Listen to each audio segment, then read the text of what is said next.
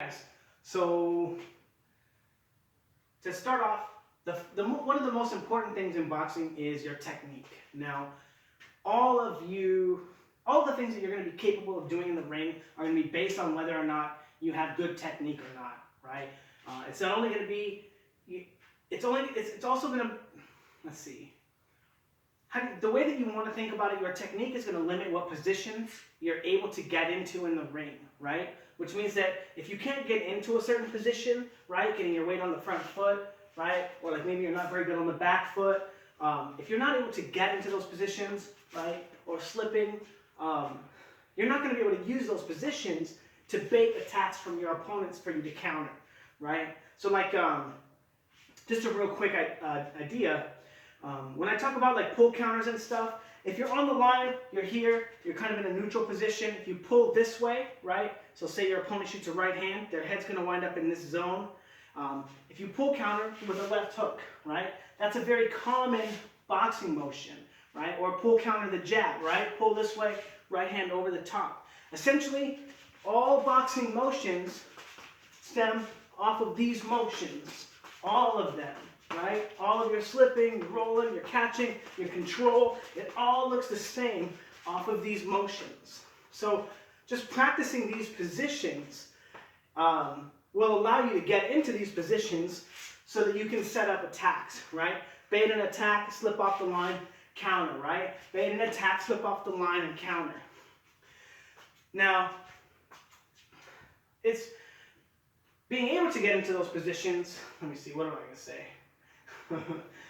How shadow boxing relates to that, right? Shadow boxing is an opportunity for you to practice those weight transitions without any resistance, right? So in theory, I'm going to show you something, and this is why like a lot of coaches kind of fundamentally fail, but they don't teach their fighters to practice what they just learned on the mitts in their shadow boxing. Right? Maybe what you do at the start of your day is learn a new technique, practice it on the pads, right? Have your coach show you how the body mechanics work, how the mechanics work, how it looks when you're doing it, and when each position, right? You go over the positions. That's what you're supposed to do with your coach, not just hitting the pads like, you know, whatever, you know, but learning the positions, right? So you can fundamentally understand what's going on in the ring, why it's important to be in this position, in that position. And once you understand those things mechanically, you can use those ideas to set your opponent up for a position, right? Like feinting a left hook, right? Maybe they want to pull back to the back foot, so you fake a left hook and throw a right hand, right? Give them the old Mikey Garcia, right? And throw a right hand. But you have to be able to get yourself into these positions fundamentally. And actually, I guess this won't be a shadow boxing. This is going to be about technique. So I guess I'll have to make another video. Sorry. But fundamentally, whenever your head is on the left side of the line, right, or on your left side, right, it's your opponent's right side. But whenever your head is there, your head should be over your heel, right? There's going to be kind of a line between your head and your heel and your knee, right? And then on the other way, here, right, on the back foot. Right? If you're crouched down here, your head is always going to be over your knee. That's where your weight is always going to be, right? If I move this way or this way, right, my head is always under the heel that's on the ground, right? And that's why when you see a lot of fighters who might be like this, they're not going to be able to get the torque or the power into their shots. What's that?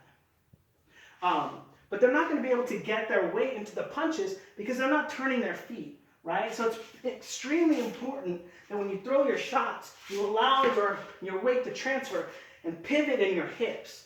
Because your hips are not flexors here, right? That's not what your hips do. Your hips rotate. This is a ball joint, right? You want to be swinging into these motions, not like folding into them. I don't know if that makes any sense, but also fundamentally, with your technique, it's also important to understand where your weight is at all times, right? So your technique, when your weight is on the front foot, right? What punches do you have available here? Well, if you're on the front foot, if you're on the front foot and your opponent is on the front foot, you can throw the overhand right here, you can throw the left hook here, right? Or you can probe with the shot here, right? Maybe you want to come back across the line with a cross, right? But those are the only punches that you can throw at the front position when your opponent's on the front foot with you. If your opponent's on the back foot, right, you have your longer jab, right? You have your long right hand, right? Not the overhand right, which nets you in this position, right? Boom. But you have the long right hand.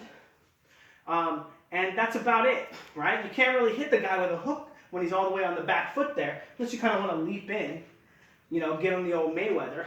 But that's essentially where your punches are. And you have the left hook to the body, right?